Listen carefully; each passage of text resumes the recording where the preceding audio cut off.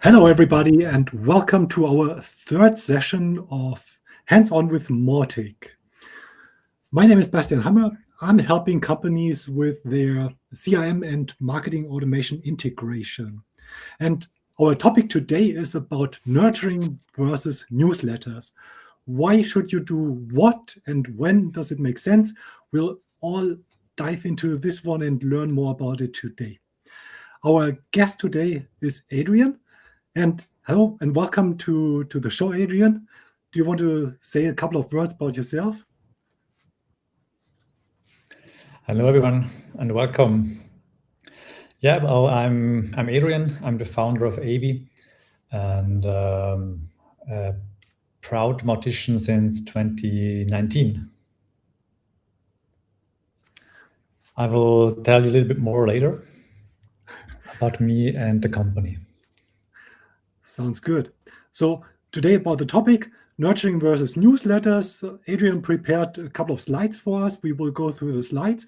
And afterwards, we have a question and answer session. If you have any questions in between, feel free to simply post them and write them in the chat box. Then we'll cover them right away, then and there.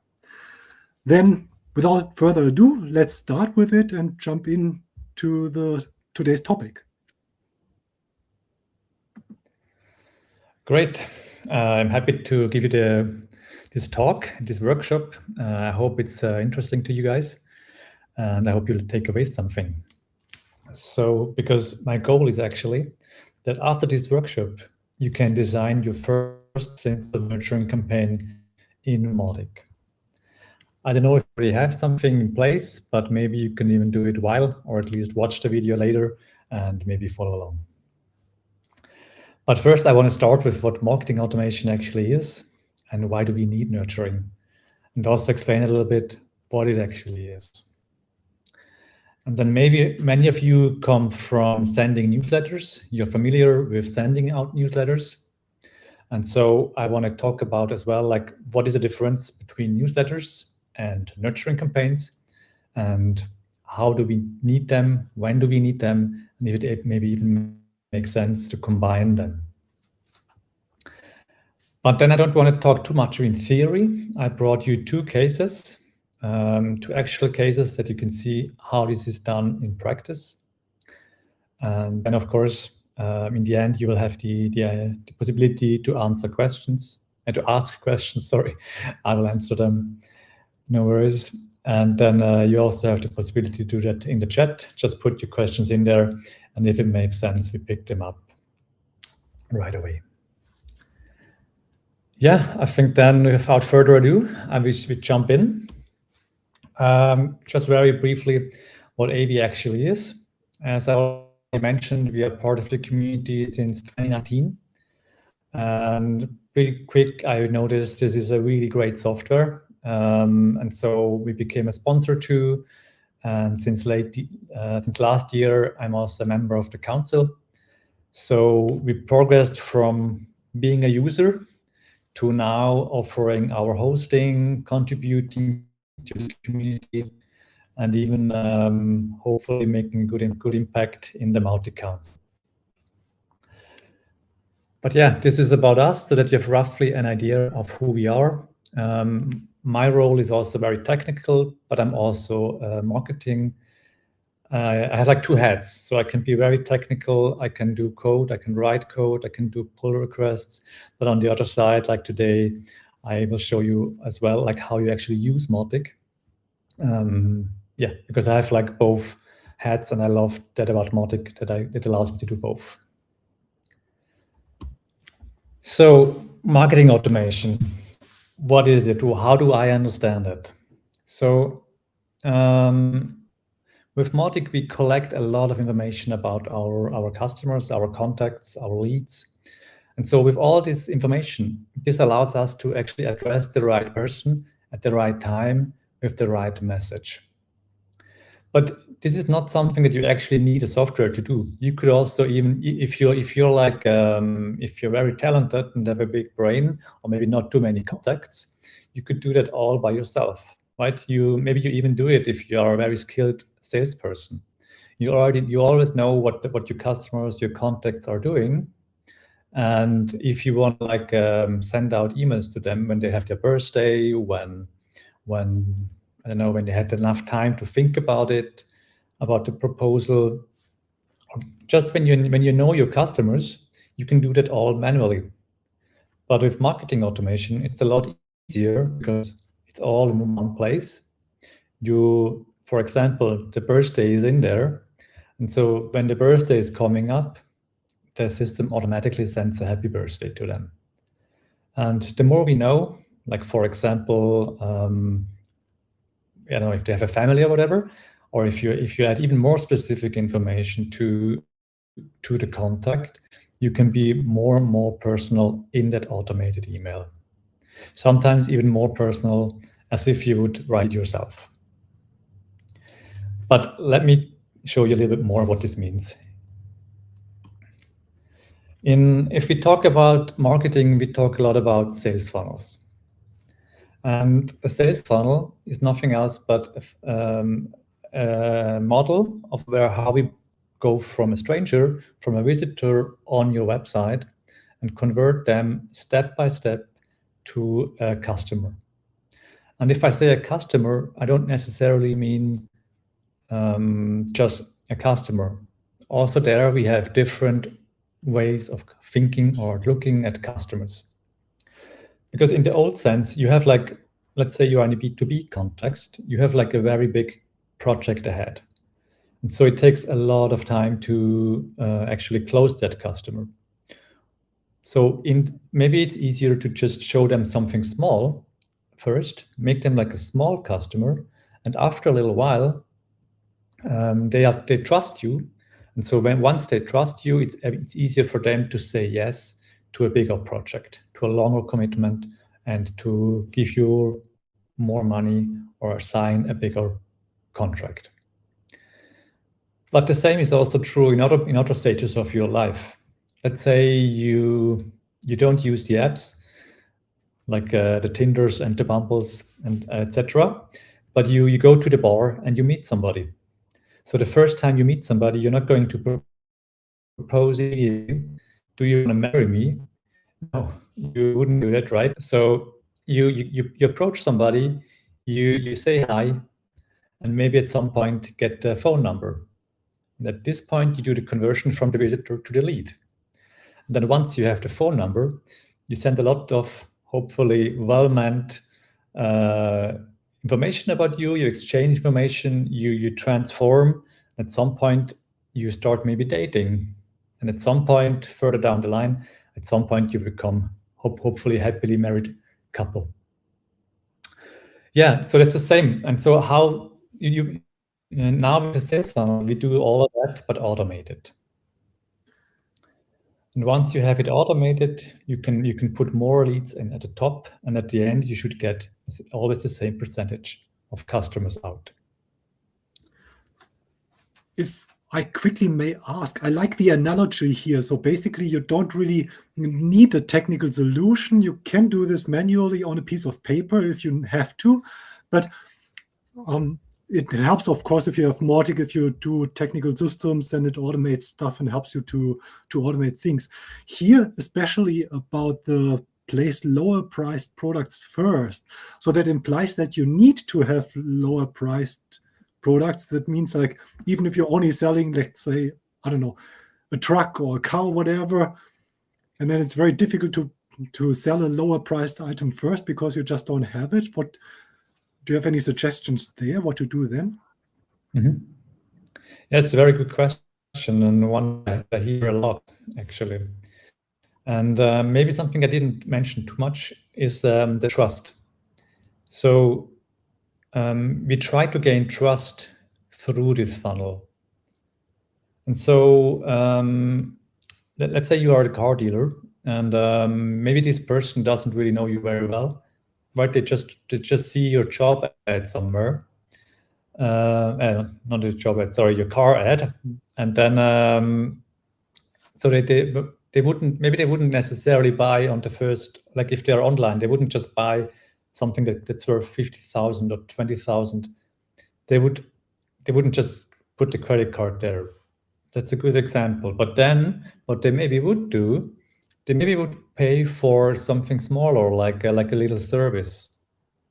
Maybe they would purchase, I don't know, a test drive or something like this.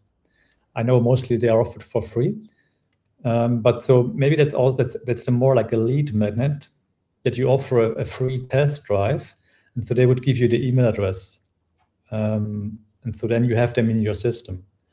Then once they are there, you can maybe convert them from a lead to a low margin customer. I'm not really sure what a good product could be right now, but maybe something like you help them to see if the current car is still valid or not. Yeah. Or maybe you give them an evaluation on the current price of your car. So this would be like, I don't know, maybe a couple of hundred or something like this, maybe even less, I don't know. And then, so it's a first, you just get them to take out the wallet, and it helps you towards your end goal of selling the car. And the goal is always to over-deliver. So maybe even make it like 50 or 100 euros or something like that. But your cost or the value that you're delivering to them is way more. It's maybe 500 or 1,000 or something like this, so that they perceive, oh, this is a good guy. He's doing a legitimate service for a very low price. I trust that. And so then they take this impression and transform it to you, or in general, you get this impression from this person then, and it transforms to the higher price project too. I see. That makes a lot of sense. So even if you only have one product, you should still come up with some services, some lower friction products that you can offer in the first place, just to make it easier to buy something from you, to get in touch with you, to take it to the next level, basically. Yeah, I would definitely recommend it, especially for places where you don't have a physical contact. Yeah, okay. Thanks.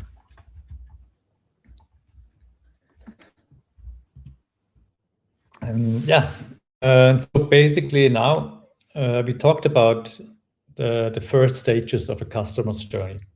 So we talked about attract, engage, and commit. So this, but the customer's journey is a lot longer, right? So after they purchase the car, they use it, and hopefully they are successful with it. They are happy with the car. Maybe they come back and they recommend you to their friends. And so this is the whole customer journey. And Mautic cannot only help you in the beginning. Mautic cannot only sell stuff. Mautic can also do a lot in, for example, the use phase. I don't know if the car, it's maybe a bit more difficult. I don't know, but it's a good example. I guess most people know how to operate the car. But maybe they can do stuff like, oh, after 1 year, your service is due. You should now come back to the dealership and maybe, how do you say that? Like do the maintenance, do an oil change. And so it can also help you in this phase to inform customers to build a relationship with them, that when the timing is right and they, for example, need the oil change, they will definitely come to you and don't go to somebody else. And of course, the same as if the success, in the success phase, if you can like send out feedback forms to all your customers, and then you see, for example, if they are happy with your product or not. So then you can take the ones that are not happy and maybe deal with them personally. For example, give them a call and ask what's going on and how you can improve on that. But you can, on the other side, you can also target the other ones that are very happy and maybe send them a link to your Google review page so that they then can give you a review. And so you will have all the 5-star reviews on your Google page. And Mautic will automate that all for you. Don't have to even think about it. It will just happen. It will just run in the background. So I guess it's important that one time, just like you have here, you would define the process and really think about what do you want to say, what do you want to communicate, when, at which certain point of time, right? Yes, absolutely. Yeah, you have to do some planning in the beginning. You move the effort to the beginning. You have to come up with a concept, and then once it's done, it will automatically work. Okay. If I see this one here, I guess you start without a lot of experience here as a new business or as somebody who just wants to start working with Mautic and with marketing automation. But from your experience, would you say this makes a lot of sense? You always should sit down first, think about all this, because the friction there for the businesses is probably very high compared to just send out a random newsletter every month, one time, one size fits all. I'll talk a little bit more about that a little later. Oh, perfect. But it's a really good point. I mean, because as a spoiler, the effort is actually the same. It's just a different point in time. Okay, I'll be patient. Okay, because right now we start with the examples actually. Okay, so this is an example of a trip to the Galapagos Islands. If you haven't been, you should definitely do it. It's amazing. One of the best trips I ever did in my life. But so if you want to book a cruise there, the company offers different options, or their lead magnet, how they get their email address, is a form where you put in when you want to go, how many guests you are, and a little bit about who you are, like 2 adults, children, etc. And so based on that, they will send you a custom quote. And so what they did, they then communicated, or then they sent out newsletters to all these people that they converted from the website as a lead. And so for them, it was a lot of effort then. So they sent out a newsletter every month. Let's say they sent out one in February, March, April, but then May came and it was like, I don't know, holidays, people were absent, people were sick. So it didn't happen. They just didn't manage to send out the newsletter in May. Then that one in June, July, the same. And then August came, and this is where I signed up, or where somebody signed up. And all the information that was beforehand, I never got. So maybe there was something important in those newsletters that were relevant for my journey, but I would never see that. So a lot of effort went into producing those newsletters. With like they made like a meeting where they talked about what do we want to talk about. Then the content had to be written. Even worse, because this was pre-AI. Now that's a bit faster, but still you have to put a lot of effort into it. And then you have 3 topics usually in one newsletter. So you have topic X, topic Y, and topic Z. If you want to address, let's say you have 3 personas. You have the couple, you have the family, and you have the single person. So if you have these 3 person groups, so these 3 personas, and you want to send out information for all of these 3 people in one email, who do you address? Like you only have one subject line, right? So you can say something like, here is our June newsletter. And I don't know, but if you are the same as me, if I read June newsletter, I'm just deleting it. But if it's something that's relevant for my trip, like here is, like, let's say I'm single, so here is some information on that's relevant for me. Like I don't know, like there's a bar on the cruise. Adrian, did you know there is a bar on your yacht or on your boat? And then I'm like, no, I didn't. Let me see. And so this is how they hook me. This is how people then are more interested in opening the newsletter because it's relevant for them. You can only do that if you start personalizing these journeys. And so if you're on the first, on the X level, you get, like, let's say this is a single journey, then you get all this information like bar, jacuzzi, I don't know, meet other people, stuff that you are interested in. But maybe if you are on family lane, then you get information that's more relevant for families. Like, I don't know, are there other families? Is it family friendly? Can the kids run around, or is it too dangerous? All this information that I would really not care about in this scenario, they will open, they will see, and they will perceive you as they will perceive this company as a family-friendly tour operator, where I see something completely different.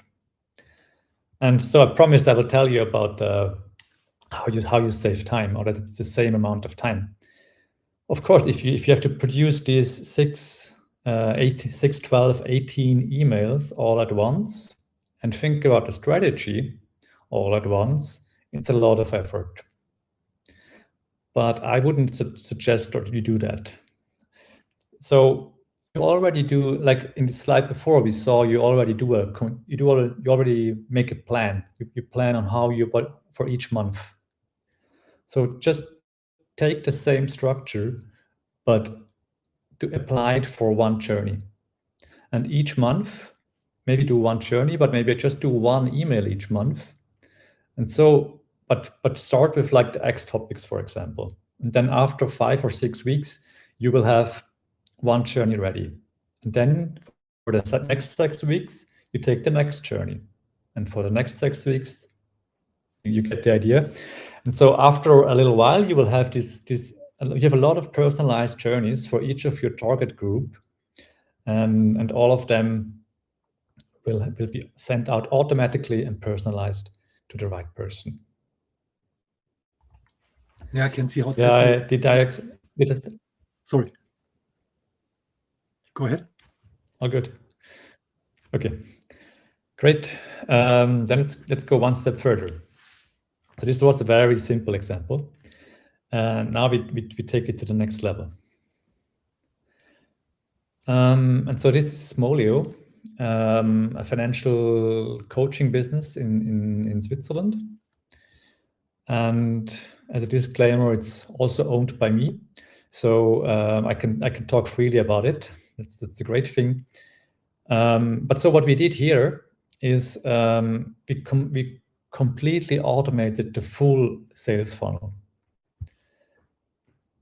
The whole business is based on an SEO strategy, or that people come to the blog, they come to a landing page, and on this blog we have dynamic call to actions that convert them from a visitor to a lead. And so once we have the email address, the process that you see on the side will then happen automatically. So first we set a stage. In Mautic, you have the option to set a stage, right? So we set a stage lead, then we wait half an hour, and then we send a team introduction email. This is just some welcome to Smolio. This is our vision. This is what we can do for you. And then that's it. And then 1 week later, we send the first email. And this is not just a newsletter, but this is we call it a topic chooser or a category selector email. So in here, we have 2 different topics. You can hardly see it, but one is banana and the other one is a child going like this. And so now we measure which of those 2 topics is more relevant for this person at the moment. Sorry. So we measure which is more important, which one do they click on. So if they go for the banana, we then go to the banana campaign. So we go to the left side. But if they click on the child, we go to the child campaign.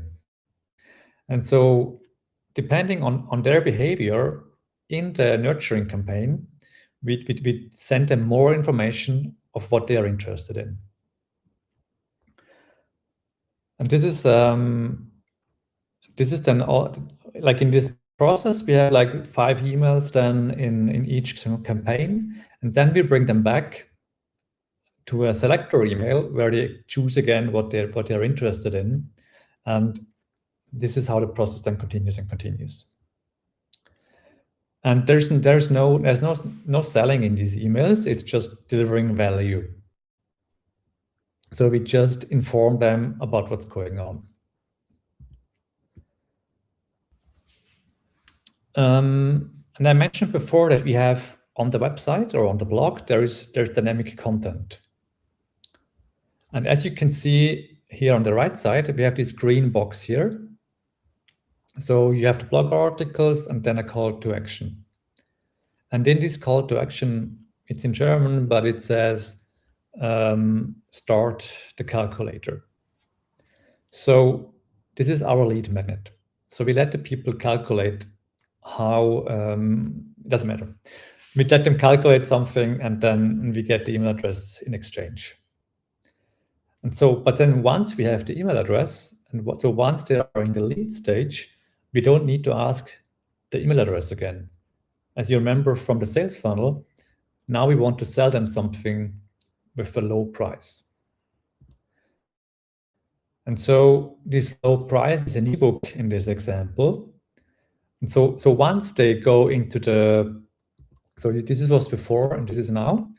So once they go in the stage of a lead, we try to push them to the next step.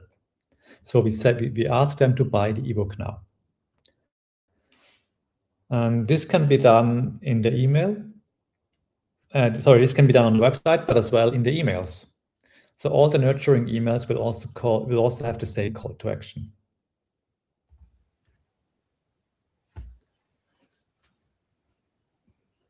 I've got questions on both of the examples.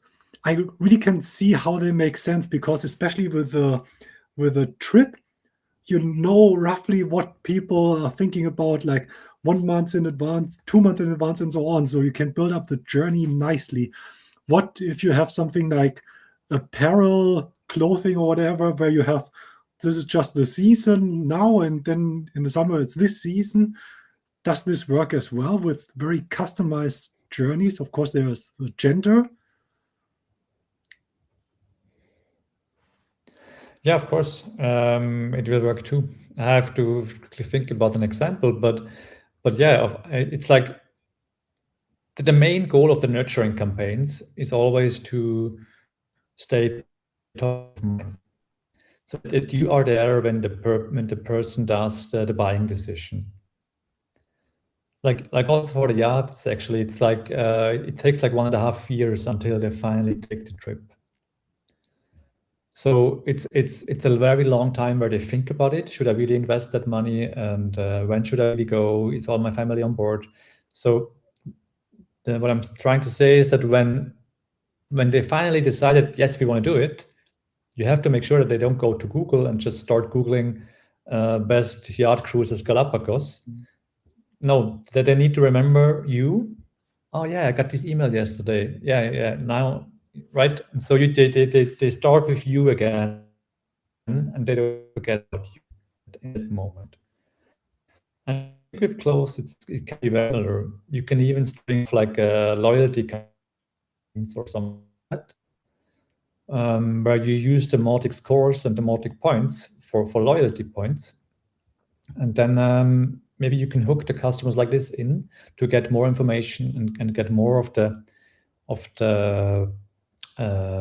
buying intent if they're ready to buy something right now. Okay. And I've got one question about this example here. How did you build it up? Did you first build up all the concept, the idea, then the content, and then Mautic, or did you do this at the same time, or what was the right order here? Well, Smolio is how I got into AV actually, or into Mautic, sorry. So we first used MailChimp and did all of that with MailChimp. And then we realized this is not the best idea. We don't want to have our data out there with an American company, and we want to keep the data with us. And so, when we at the point when we started to automate this, we already had a lot of blogs. We did exactly this journey. We sent out a lot of newsletters, and then use them to bring the people in. But it was not personalized. It was exactly like I said. It was just 3 different topics in one email. So we had content, and we had the blog, and then we started to automate from there. And if you suggest this now to somebody who's just starting out with everything, what would you say, how to prioritize? Just like you mentioned before, focus on one target segment and then build the content for those and then go to the next segment, or rather like you did here, first a lot of content and just test newsletters and then refine this? At the time, we did it like this because we didn't really know how to do it differently. I mean, this was 2015, I think, when we started Smolio. So back then, yeah, it was the way to do it. You send out newsletters. I think today it doesn't really make sense to send out newsletters or only newsletters. I will talk a little bit more when it makes sense to send out newsletters afterwards, but I would not really send out newsletters. I would start with this actually, because it will save you a lot of time and hassle. And it's basically the same effort. Why would you do something that only then 15% of your customer base will read one time?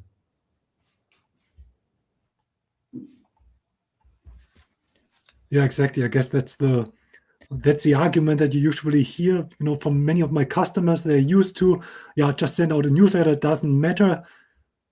At least we did some communication. So I'm very curious on how to do the next step and why to do the next step. One more question, B2B and B2C. Your both examples are B2C. I guess there you often have more volume in terms of contacts and so on. Do you know for B2B from, I don't know, which amount of potential customers, which amount of leads per, let's say, month that makes sense to go through all the effort here?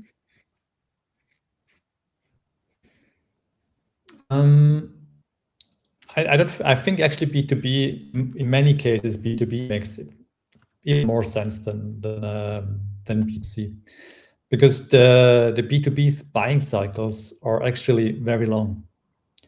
So if you have, imagine you're working on a customer until they finally sign is like, it can be half a year, or maybe even 2 years.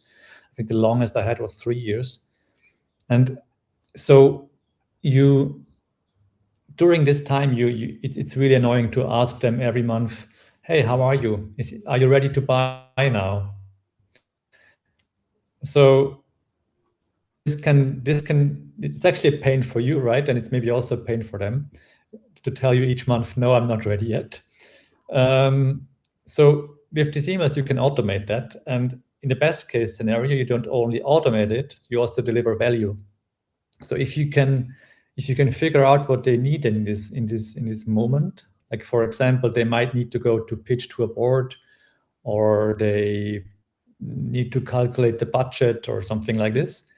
So you can help them with templates, or just with very good newsletters, or not newsletters, emails, with very good emails, that to help them achieve their goal right now, then maybe it's a win-win, I would say, for both.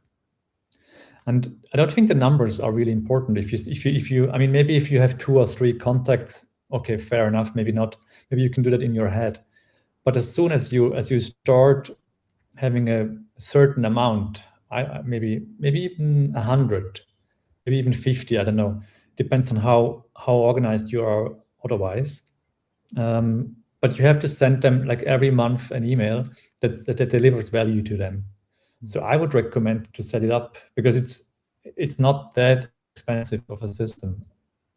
With the power of open source, it's like, it takes some time to learn it, but then once you have mastered it, I think it's worth it. Yeah, That was incredibly valuable insight. So rather than focus on some numbers or whatever, you would focus on the customer journey, and every time it helps you to structure the process, to automate the process, it makes sense, even though the numbers are not that high in terms of how many people you would reach with this. Yeah. Yeah, very cool. Thank you. You're welcome. Okay, back to the slides. So I said here I said we didn't send offers in the emails actually. So we delivered value in here in our nurturing emails, and we didn't really pitch something. So this is true, but also not entirely, because there's some more mechanics to it. So Mautic has the lead score that you can assign to the contact. So I don't know if you saw that before, but each contact gets a certain amount of points. And so we use those points to identify the people that are warmed up or marketing qualified lead. Mautic qualified lead, no, marketing qualified lead. And so once the contact reaches a certain amount or a certain lead score, we can do different things again. And so we might send them, some contacts will see this because they're not ready to buy yet. They're just browsing the store. As soon as we have the leads warmed up, we can now send a tailored offer to them. And again, since we know as well in which campaign they are in, if they're interested in bananas, for example, then we can at this point now pitch them bananas. So this is another example of how you can use Mautic to personalize in a way that's not obvious if you just look at it, and that would not be possible if you just send out newsletters.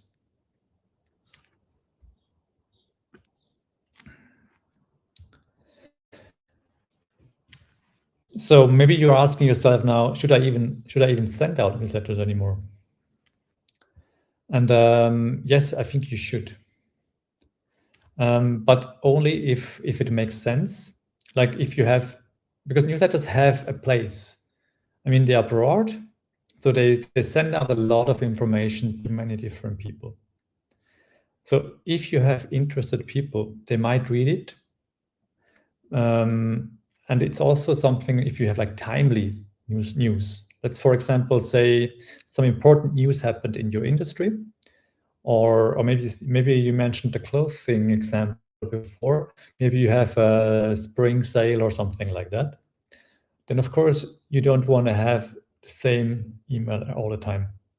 So maybe at this point you send out the newsletter in addition to the nurturing. So that the nurturing will just make sure that they don't forget about you, and the newsletter will be on top, and informs them about something that's relevant right now. And you can also use the newsletters again to find out what they are interested in. On the right side, you see the points again. This is a screen how you configure it in Mautic or in AV. And there you see we have a point group here at the bottom. It's very little, but at the end you see point group. It's a new feature that came in with version 6, I think. And I really love it because this now gives you the opportunity to not only give points for everything, but points for a certain group. In this example, it says workshop, but in the other example, it could be bananas or something. So whenever this person goes to a certain web page or clicks on a certain link that's related to bananas, they get points. And you can do this across all of your emails, so also newsletters. So you can use the newsletter to advertise different topics, like let's say bananas, apples, and oranges. And then you will see what was clicked, and how interested are they in bananas right now? Because maybe their interest changed, right? And so they are in the bananas campaign, but they're actually interested in oranges right now. So this is a good example of how you can combine them so that they can support each other. I saw there was a question, I think, popping up. Should I make a quick break? It was mostly like a statement, so the Mautic content should be more popular, and I agree. Yes, that's why we're working on this one here. Okay, great. Yeah, I hope this content helps. Definitely. So now I talked a lot about the theory. This is even, or like how we did it, but this is now even more concrete. This is now for you if you want to do your first campaign or your first nurturing campaign. On the right side, you see the Mautic campaign builder. So when you want to start your first campaign, open your Mautic, go in there, create a segment. And so the segments are your personas. The segments are the group of people that you want to target. So in the example above, maybe you put all the X's or all the single people in one segment. And so to start, I would just put like 100, maybe 100 of them in there. A small amount of number, maybe 50, maybe even 10. Just some people that you can start with and see how they react. And maybe you even have some friendly feedback users. So these are people that you know, maybe that you also talk to on a first name basis, or like some regularly you talk to them. Maybe you can use them as your sample. So I would put those in that segment. And then I would just go to like ChatGPT or whatever AI you're using and tell them about your customer group, tell them what their pains are and what your goal is. What do you want with them? Should they purchase this or that, or should they maybe call you or whatever? Put your goal in and let AI do the work. It will take not that long to write those 5 emails for you. Take them, come back to Mautic, put the email up, set them up there, and then go to the campaign builder as you see on the right side, and just do 5 times, send email, pick email 1, next, send email, next. So it's 5 boxes. Put a week, make them a week apart, and then this is it. This is how you create your first nurturing campaign. Let it run. Test it. Let it run. Get feedback, and if it works, put all your customers or all your ex-customers through that, and then copy it and start from there. For the point 2 here, so segments, what I've noticed that some customers do not really use Mautic as I've seen a couple of customers who use Mautic simply as a newsletter, one-size-fits-all tool.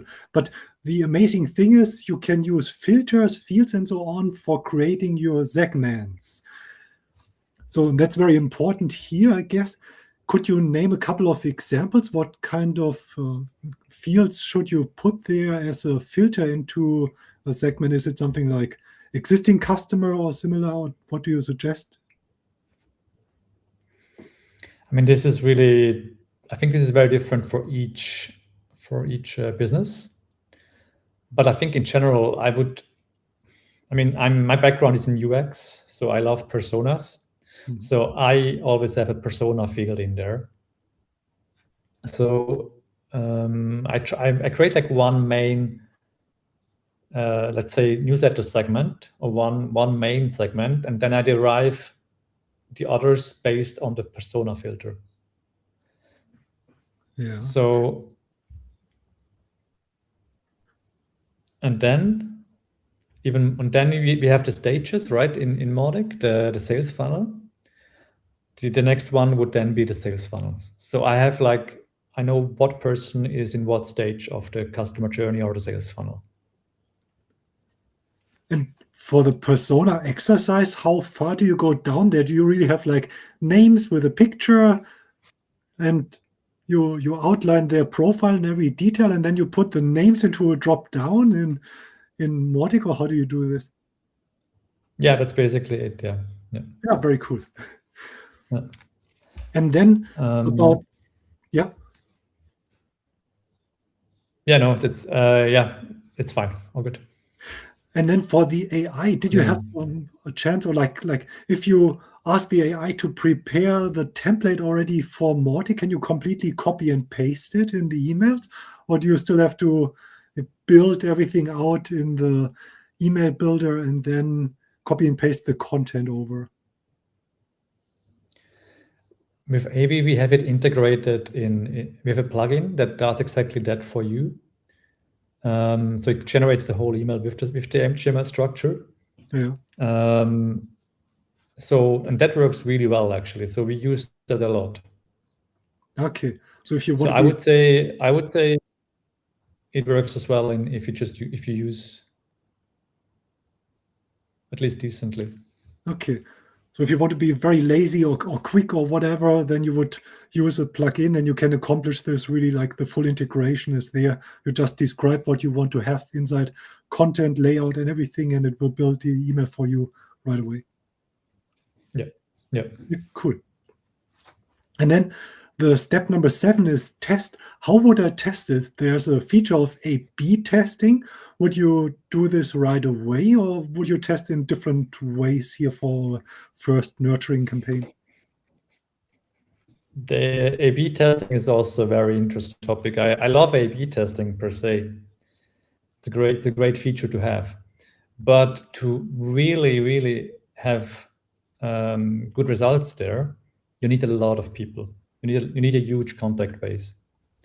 And if imagine you're doing these nurturings, and so you're not sending out the newsletter with all contacts at the same time. So you will be sending out the emails spread across maybe a week or months. Mm-hmm. And so there's a lot of things changing when you do A/B testing with campaigns, right? So the matter is different, the time is different. I don't know, maybe it's Sunday or Monday, depending on the business, whatever you're using. So there's a lot of context that's different with each email. So I think it's really hard to compare if A is really better than B.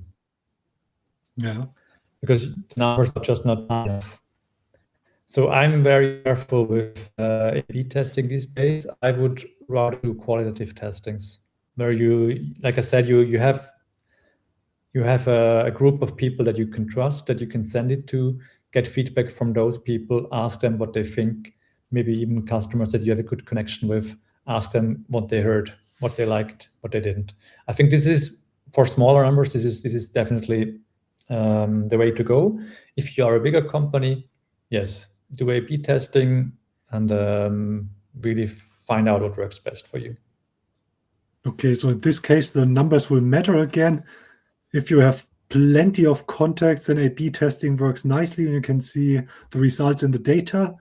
And if you have like less people, then you need to be more personalized and reach out, talk to them individually. Yeah. Yeah, I see. And also just test the features, actually, or just test the email itself. I think I'm using Mautic now for, 7 years or something. And I use it every day, by the way, right? Not just once a month. But I think it's really, really rare that I send out an email where I don't find a mistake. There's always something missing. The link, I forgot to put the link there, or there's a comma missing, or the translation is wrong, or something like if you have, especially if you have 4 translations, right? In Switzerland, we have 4 languages, so we do 4 languages. So there's always something that you forgot. And then just have a test segment ready with you and your employees, and send it there first. Have sample contacts in all different languages, and then you can quickly see if something is wrong. especially when you do personalizations. We also use mail trap to send the mails there first to then see it all at once, how if it works. Okay.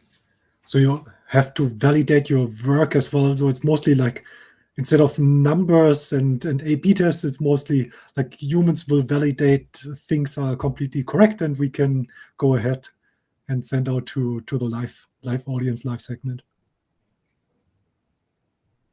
Yeah. Mm. Yeah, makes sense. So that should be in every quality assurance, quality control cycle. Yeah. Okay. This is then already the end. Time went by really quickly, at least for me. I hope it was interesting for the audience too. So as I said at the beginning, marketing automation delivers the right message to the right person at the right time. I hope I could show you with the sales funnel and the nurturing how this is possible, and how you can so generate fully automated funnels where you automate a lot, but also the contact who receives it gets value out of it by personalization. And you can still use the newsletters because they still build trust and support, and they can give you new inputs for your nurturing campaigns. If you want to know more about marketing automation, I put you my free LinkedIn learning course as a link there. You can just watch it if you have membership. It will tell you everything how to build your first marketing automation campaign in great detail. It took me a lot of sweat to put that up. I hope you like it. If you don't have LinkedIn Learning, you can also quickly contact me. I can give you a free, I think, 1 or 2 day trial access, so you can at least get a certain. I mean, if you're really quick, you can do it easily in 1 or 2 days, but you can maybe you can also just get a first insight. So hit me up if you need LinkedIn Learning access. And also, if you want to stay in contact, you will find me there. Otherwise I would say go out and build your first campaign. Thank you very much. That was great. So for the first campaign, what I really liked here was the point with, if you just provide quality, some value here, and then it makes it much easier. So instead of only a newsletter, one size fits all, you would go ahead, provide a little bit of value, and then you can nicely wrap this in some content pieces and then put it into your marketing campaign. I guess that helps a lot to change the perception from, I just want to send a newsletter, Mautic is newsletter tool, towards you can do much more. It's marketing automation, it's nurturing here. And additionally, what I liked a lot was the idea about, merging newsletters and nurturing campaigns, in the sense of you have the different points which can be categorized, and they will just foster each other's growth, or the points that are being used will add up over time, depending on the contact's interest there. Mm-hmm. Yeah. Something very interesting there is also if you send out something new, like if you have a new product, maybe you didn't have oranges before, but now you suddenly have oranges. So you send out a newsletter and you will see how people react to oranges now. But for this, newsletter is really great. I guess if you do something like but still, I would try to. Yeah. Go ahead. I just wanted to say that I would still try to focus the newsletters on one topic. I wouldn't go like too broad. Yeah. And I guess if you introduce more content, like a different product or a different category of products later on, you would still need to go back into your whole concept and see whether the concept still stands. And then if not, you would have to rebuild the concept, rebuild your marketing automations or your campaigns that you set up so far and see whether all the criteria still match, right? Mm-hmm. Yeah, this of course is then can be a bit of a challenge to integrate that into the existing setup. But usually you can just copy it and let it run like in a separate stream, I would say. Okay, sounds good. I would usually always try to keep the campaigns as small as possible. I sometimes see on YouTube or somewhere when I see like other people, how they build campaigns, I sometimes see like there's like, I don't know, maybe 50 actions in there or something. So you just see actions everywhere on the campaign builder. I would really try to keep them as small as possible so that you don't lose track of what's going on in there. It can really easily happen that sometimes you need to debug as well, right? Something goes wrong and you need to figure out why this went wrong. And if you have a huge campaign, this can be really, really painful. That's an interesting point. And how you do this then? So if you take the example again with those 5 emails that you want to send, each one email per week, and then you would keep this campaign for those 5 weeks only active, and after this campaign has been finished, but your content is not yet finished, you would move them ahead to another campaign then? Yeah. Yeah, I would do that. Yeah. So then you have always dedicated campaigns for one goal or for one persona. Okay. And do you plan your campaigns with a KPI or with a goal in mind, or how would you do this? Like in terms of the Galapagos journey, if you start like 1 year in advance of your trip with the campaigns, then you will cut it down into multiple smaller campaigns.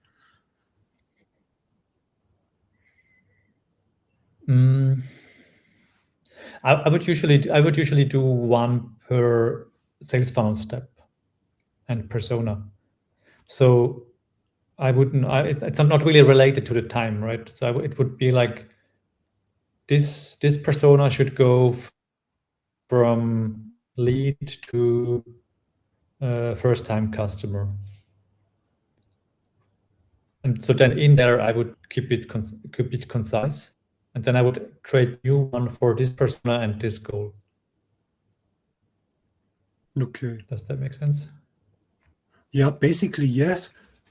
I guess it's just a bit tricky, but maybe this would be a very good topic for a future talk on how to design those journeys and how to put content where. And sometimes you have more content and you want to place it all into one journey. Sometimes you have a certain time window that you want to fill or something. So therefore, that might be quite the challenge.